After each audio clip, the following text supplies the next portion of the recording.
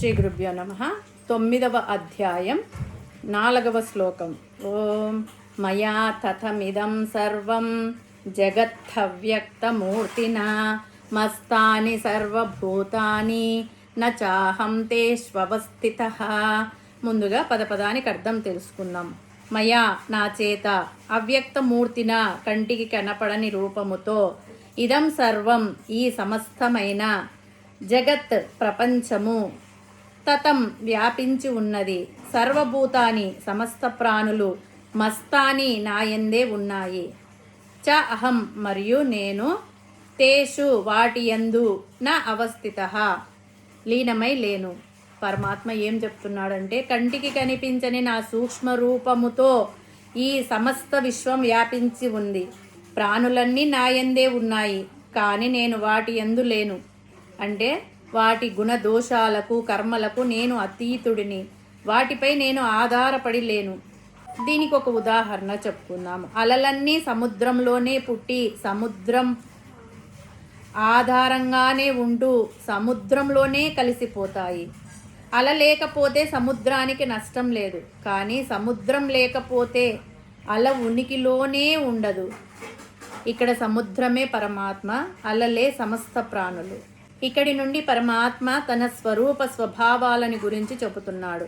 అవ్యక్తం అంటే వ్యక్తం కానిది, కనపడనిది. అందుకే కృష్ణుడు నేను అవ్యక్తుడిని, ఎవ్వరికి గోచరము కాను, ఎవరి ఇంద్రియాలకు గోచరించను, మనస్సుకు అందను అని అంటున్నాడు.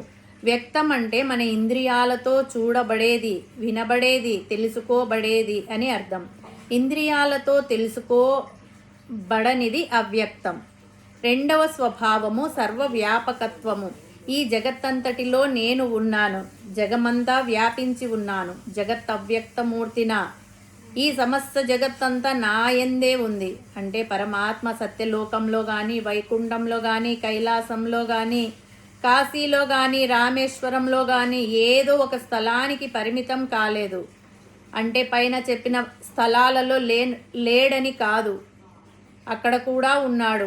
జగత్తంతా ఉన్నాడు, అంతటా వ్యాపించి ఉన్నాడు. పరమాత్మ లేని చోటు లేదు.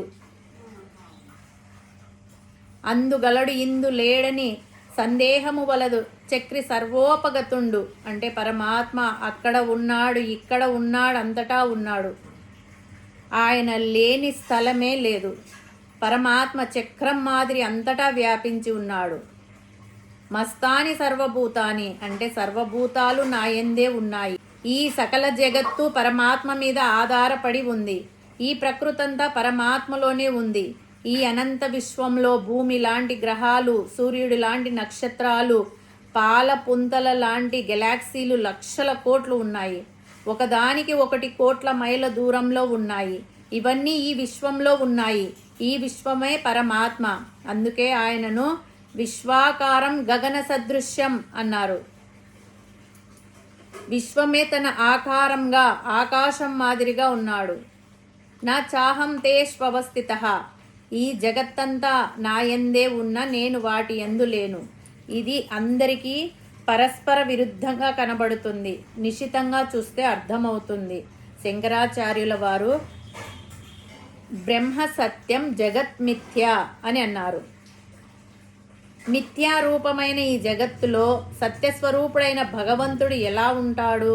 ఉండే అవకాశం లేదు. కానీ జగత్తంతా పరమాత్మలో ఉంటే అన్నిటా ఆయన ఉన్నట్టే కదా.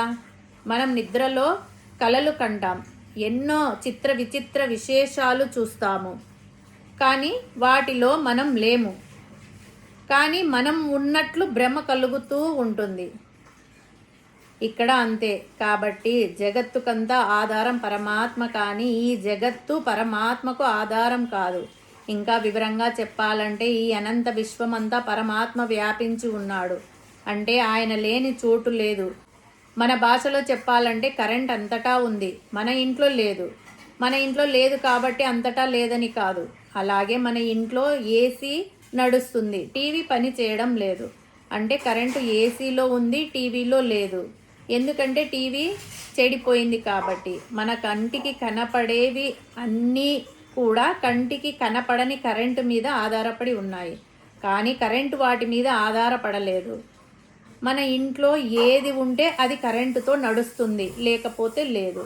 అలాగే ఈ సకల జగత్తుకు ఆధారం పరమాత్మ, కానీ పరమాత్మ జగత్తు మీద ఆధారపడలేదు.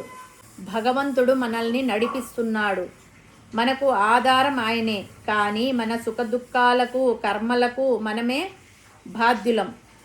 భగవంతునిలాగే మనం కూడా మన కర్తవ్యాన్ని నిర్వర్తిస్తూ ఫలితాల పట్ల మమకారాన్ని వదిలివేయడమే ఈ శ్లోకం మనకు నేర్పే పరమార్థం. హరి ఓం తస్సత్.